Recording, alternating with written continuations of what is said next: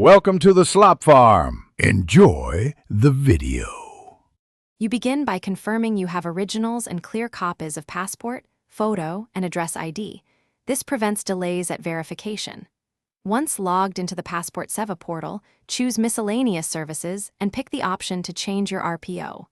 Fill the form with the new RPO details, why you need the change, and double-check spellings. Errors create rework. After completing the form, save and proceed to upload documents. This immediate step moves you from preparation into the active process.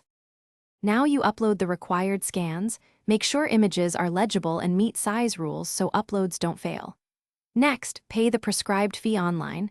The ARN or receipt is essential for tracking and for the appointment desk, so save it.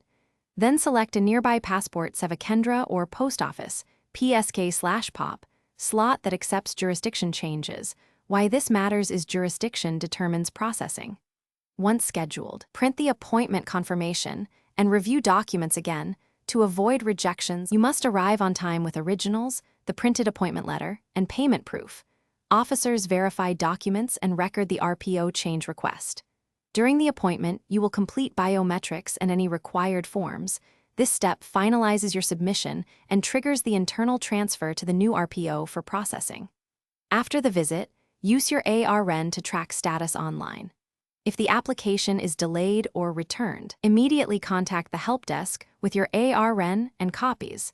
This single troubleshooting step speeds resolution. Thanks for watching. Consider subscribing if we helped you today.